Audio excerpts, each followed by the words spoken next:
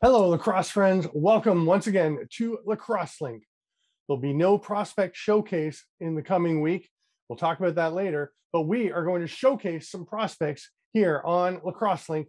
Tanner Fetch speaks with Ethan Forgrave, standout player in the Rocky Mountain Junior Lacrosse League. And I am joined by Carter Zavitz, fresh off the floor of an MSL Classic game. He has just graduated from the Ontario Junior Lacrosse League. Both are candidates for this year's National Lacrosse League entry draft coming up on August 28th. It's right around the corner. It's creeping up fast. So we've got two terrific prospects to talk about what it's like getting ready for the draft and how things are going for them. And then stick around for the rundown where we go through various topics. We have our finger on the pulse of the world of lacrosse, and we're going to talk about it here on Lacrosse Link. Beautiful play, Aaron Gray Eyes. He is having himself a tournament. So he's definitely physical, athletic, and somebody to be watching for. In the middle, it just bounces off, but it's picked up and scored. And it's a ticket talking Mazda for the biggest. That's a comma and a comma and a comma. Gotta get it. Welcome, Lacrosse Link fans, to another show. I got Ethan Forgrave, who plays Junior A in the Rocky Mountain Lacrosse League, and he gives a salute right there for the St. Albert Miners. 26 points in 13 games. Welcome to the show. Pleasure to be here.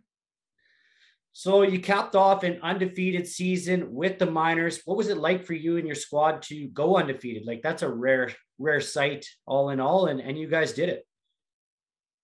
Man, it didn't really hit until we actually won the final game, because like it didn't matter that we were undefeated. We didn't really care until it was all said and done. Like we had our eyes set on the championship the whole time. So the ride along, like winning all those games, was nice and all, but it was never a thought in the back of our mind about being undefeated. It was literally just eyes on the prize. But when it came down to it, undefeated, it was just like another accolade to put on the list. That's exactly. You take home some hardware too. Describe that emotional weekend between the team to finally claim the trophy, claim the throne.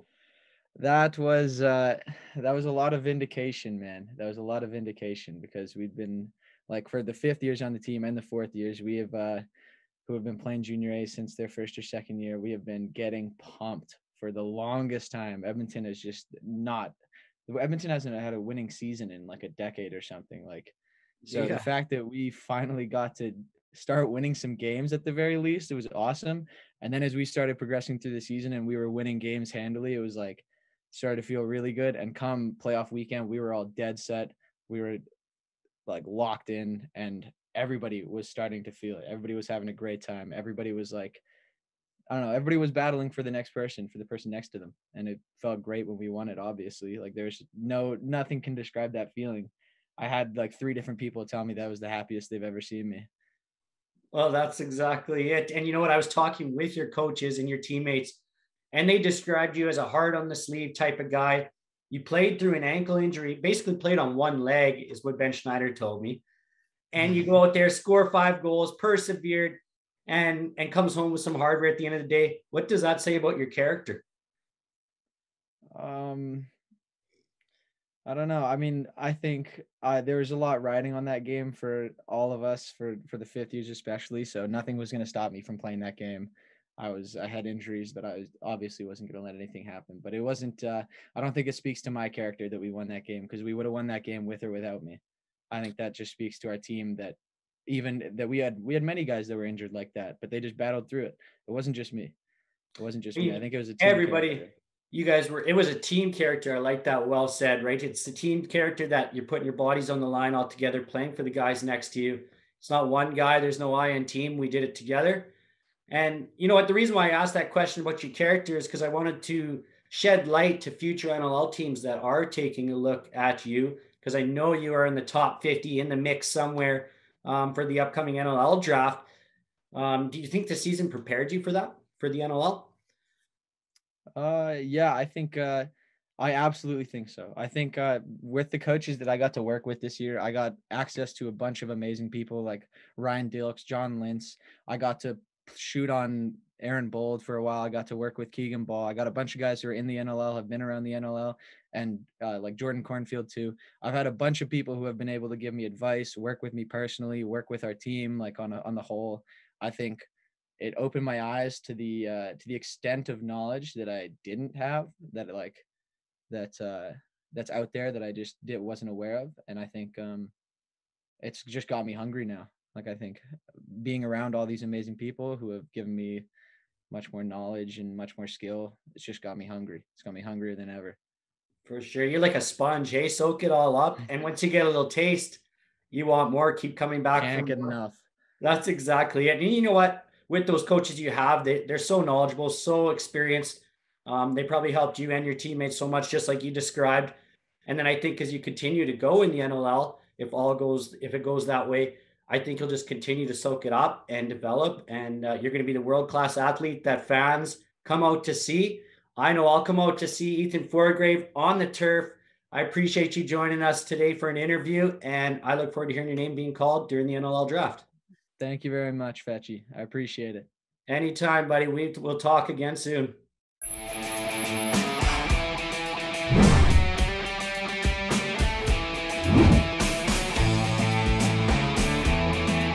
Hi, this is Jaden with Al Anderson Source for Sports. Excited to tell you that we got all our new lacrosse product in for this upcoming season. Whether you're playing box or field, our lacrosse experts are going to make sure we get you into the right equipment to elevate your game. At Al Anderson Source for Sports, we know our stuff.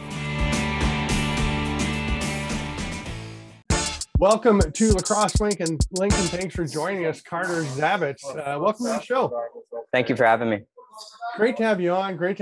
We appreciate you jumping on right after a game. And you had a big game with Owen Sound in MSL Classic, and it's a winning streak now for Owen Sound, which is pretty exciting, right? Yep, back-to-back nights. And I just want to talk a bit about the NLL draft coming up. Obviously, a big time for you.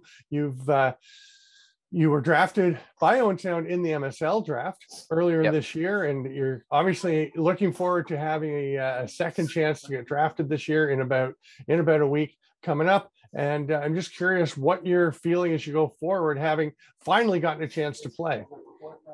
I'm pumped to be out here with Owen Sound. I mean, we're just coming off our junior A season, obviously last weekend, and it's been a lot of lacrosse, but everyone knows that we only have a short season out here with the senior A guys, and everyone's happy we can sneak a couple of games in, even though it's kind of just a makeshift season. Everyone's rolling out here and excited. And you waited. I mean, you played your junior A season with St. Catharines. You win a championship with a bunch of guys that you've been playing with for a long time. You and Alex Simmons and so many of the guys, Thomas Whitty. There's a bunch of you that have been there for a long time. What was that like for you to get that win in a season and a chance for a championship that never looked like it was going to happen? I mean, it was a lot of up and downs. It was basically a roller coaster for junior A and senior A. Like originally, there wasn't going to be a season, and then St. Catharines was going to host the Minto, and obviously we didn't get to do that. And then our GM called us and told us that they were putting together something in Orangeville at the Hill Academy, and then they're like, yeah, we're moving it to the track, and we were happy with everything that they were able to do for us here at the track center. It was awesome. Yeah, and it was originally going to be at the Hill, and it was going to be outside with the boards brought in, and a pretty good option. But the track materialized, and you're able to go inside, which obviously a little more ideal in an existing facility rather than have to construct something. But you wind up at the track, and the junior season was a sprint. They always say it's a marathon, not a sprint, but that was a sprint. That was 2 weekends of 8 games, and you guys came through it. And then you get into the playoffs and a couple more games. What do you think allowed you guys to get through that and maintain just being able to play together and stay healthy and build towards a championship? I feel like a big thing that our coaches kept echoing throughout the whole season, even though it was only 10 games, it was like take each game one at a time, take one period at a time, and just battle. And after the Saturday games, you weren't done yet. You had to go home right to bed. You had 2 games the next day, and it was 2 weekends like that. And then obviously championship game weekend, there's back-to-back games too, and that was pretty tough as well. But you just got to keep your head down, keep moving, and get through all 10 games. there was a lot of emotion, obviously, for you and that group. We mentioned how you've all been together for so long. When did you guys all kind of start playing together, and what was it like to spend so many years together and culminate with that trophy? It was amazing to finally put all the pieces together and actually win at the junior A level. We had won together as minors way back in Bantam, but some of us started playing with each other when we were 3, 4, 5 years old. I think I started playing with Latrell Harris when I was around 4. Alex Simmons was out there, Keelan was out there, Tommy, Mason, all those guys. We've been at it since we could hold a lacrosse stick. And it was nice to finally win something at the junior level. Now, as you prepare to move on, you're playing in MSL and you've got a few games in, and that's all building towards the NLL draft for you this year. And everything's so up in the air. I'm doing a lot of prospect ranking, a lot of, projecting what's going to happen in this draft. It is so hard in a given year. This year, even harder than ever. Do you feel like you have any sense of what might happen, or do any of the guys know? I have no idea what's going to happen. I feel like a lot of guys are in that same position. I know there's a few guys on my team that are in a similar position to me, in which we're going back to school. So we could possibly get drafted this year. Then we have to go back to school and play NCAA for a whole year. No one knows if that's going to affect your stock draft pick at all. But at the end of the day, everyone's going to be happy if they get selected. It's a huge honor. So looking forward to it. Yeah, it is an impact. I know talking to representatives of teams, when players are going back, sometimes it's a bit of a bonus because you get to pick a kid, let them go keep developing. And meanwhile, because last year's draft picks are just coming in this year, so it's almost a delayed effect. But for you, I mean, it's obviously skill is the basis of your game, but the natural question is going to be about your size, because you're not the biggest guy out on the floor, but you seem to have a knack. When I watch you, and I was watching you in the junior, I've watched you here in MSL now, and you seem to have a knack for being able to go anywhere you need to go. You don't shy away from any part of the floor and find a way to be effective, regardless of how big you are. Yeah, definitely. Everyone knows that I'm smaller than a lot of the guys, if not every guy out there on the floor. I feel like over the years, I've kind of learned to use speed and quickness and try to play as smart as I can to kind of balance that out for my lack of size. But something that I try to work to work for every time I step on the floor. I gotta figure out something to do when I'm going out there against, you saw some of the nations guys out there, they're a lot bigger than me. And once you get to the NLL, like they just keep getting bigger, right? So something I'm continuing to deal with, and I'll have to deal with it as long as I play lacrosse. 100%. And have you heard from anyone, you said you have no idea, so no inclination, no teams calling and saying, I guess they probably can't really contact you because you are going back to school. There are some different regulations around that. So I guess you need to be careful about that and make sure, obviously, you're staying within regulations. Yeah, a couple of questionnaires sent out to me, but I feel like if you're a 5th-year guy or you're in your draft year, eligibility year for the NLL, many of those guys have received the same questionnaires. But yeah, We're excited for the 28th, I believe. Yes, absolutely. And I'm excited to see what happens. I think there's so many players that could go in so many different orders. And I know it's a big moment coming for you next week when you're looking forward to hearing your name called at the National Lacrosse League draft. And again, really appreciate you taking the time. I know you've just gotten off the floor and you're still sweaty and you haven't had a chance to go and even get changed or anything. So we do appreciate you coming on, and good luck. No worries. In the coming week and thank you next for having weekend. me. Thank you so much. It's a pleasure. Have a good Thanks. night.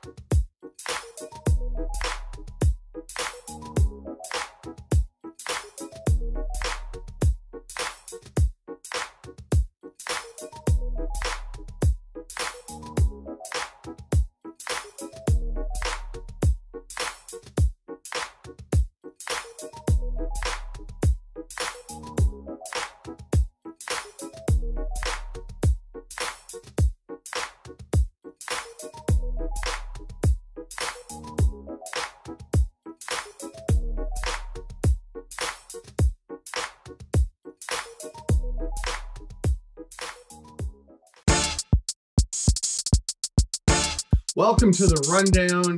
Hope you enjoyed the interviews like we did. And now we are looking to topics around the world of lacrosse. One that is really grabbing a lot of attention. It's dominating the Twitterverse right now. The OLA has put out a statement in response to the TLL statement saying that they have canceled their prospect showcase that was going to be going on this weekend, and it is canceled. And they said very specifically it was because players were feeling threatened by the OLA, putting out a statement that players would be suspended for this year and next year. The OLAers kind of responded saying, yeah, they'll be suspended. You just can't play in unsanctioned leagues. It's not entirely clear. There was at one point some exceptions that were noted, of which seemed to be kind of most leagues were seen as exceptions. So I don't know if there's a lot of clarity. It just seems like players aren't going to be able to take part in things. Yeah, it sounds like they need approval by the president, and they have to get written approval. And obviously the TLL showcase is not getting the approval right now. Other leagues and tournaments may be approved, so that's always good news. So they do have some options depending on how things unfold. Little unfortunate there for the players, and that does put a little fear in them if you can lose the season at hand and the upcoming season. So I can understand that the showcase does get canceled and the reasoning why. It is unfortunate. It would have been fun to watch for sure. Speaking of fun to watch, St. Catharines defeated Brampton OLA Junior A. Stamper might have a little bit of some insight about some stuff that happened at the tournament. I don't know how to describe it here, but he'll describe it for you. Yeah, but quite a tournament. You want let's talk Junior A Ontario first while you brought it up. Sure. The the final, quite a game, goes right down to the wire. Kind of a crazy finish with first Nathan Grennan, who was really standing out. He was the top guy for Brampton in the final. And then one of his teammates, Seth Van Scheppen, takes a hit. He jumps to his aid. Looked like a pretty clean hit, but he was knocked down and staying down. So Grennan jumps in, fights, gets kicked out. They're still hanging in there. Stephen Orleman, their goalie, takes a slashing goal. He gives up a goal right on the crease. And Sam Leclerc is up in his face, and Orleman, as Leclerc turns away, slashes him in the back of the leg. It wasn't vicious, but it was clearly an intent to slash. And so Orleman's kicked out, and Brampton still got back within a goal and had a chance at the end. And St. Catharines holds on. And the odd thing, St. Catharines, they were nip and tuck just to get in the final. They played Mimico in the semi, and they were tied late in the game. Thomas McCombie scores on a dive that looked like a good goal. I've heard that people who were St. Catharines fans who were at the game said that was a goal. That was a good goal. There's nothing, there's nothing wrong with that. But St. Catharines gets one late. They go to the final. So St. Catharines finding a way to win in a pretty cool OJLL abbreviated season. Speaking of winning abbreviated seasons, Fetchy. Well, you know what? Let me recap on that, because not every day you see a bunch of guys getting tossed out and slashing majors, game misconduct, and questionable crease calls all happening in one game. So it definitely was two games. The crease call was the game before, but and the last quick game in the weekend, right? Yeah, in all one action-packed weekend, it's like a whole bunch of stuff happened. So yeah, and I thought maybe when we discussed this off camera, but the old CLA rule is the cylinder, but the Junior A rule has adopted the NLL style rules. But by the sounds of it, it still would have been a good goal either way. Honestly, either way, I think it was good. Thomas McCombie dove from way outside the crease, and he's like 6'5". I don't think his feet got near the cylinder. I think it was just we're saying he touched down in the crease before the ball went in. I don't think it did. I think the ball was in. But they had chances after that. That's not the only thing, but it was a big factor. But again, St. Catharines, full credit. They took advantage of their opportunities. And they came out on top. And who else came on top? Well, I interviewed Ethan Forgrave. So if you did listen to the interview, you would find out already I guess, that they had an undefeated abbreviated season in the Rocky Mountain Junior A Lacrosse League. They didn't lose a game. They were a force to be reckoned with. It would have been cool to see a Minto Cup happen and see how they would fare at that tournament. Because when you go undefeated, and they looked right at home with the NLL coaches and the coaching staff that they have, giving them so much knowledge and experience, and then the players digging deep, battling through injuries, coming out on top, not losing a single game in playoffs and the season. I wish Minto Cup was happening this year. It'd be definitely exciting. Yeah, we all wish we could have had a Minto Cup championship. We did have a World Junior Championship, not the way we anticipated, where there were going to be 9 teams. COVID protocols dictated a pivot there. It was Canada East, Canada West. I was there with Brian Shanahan, and we called the games on TSN. Very exciting to get the league back on TSN, as I talked about with Nick Sakevich last week, to get the game on TSN. And there was some very good lacrosse. Canada East was very strong. Landon Kells was their rock in net. Mitch Dunn played well, but Kells was the guy. Very, very good team. And they won all 3 games. Second game, 10-9. It was a tight one, but ultimately you could see a little more polish, a little more experience for the East, but it was a lot of fun. Some guys really, Tanner Buck was spectacular.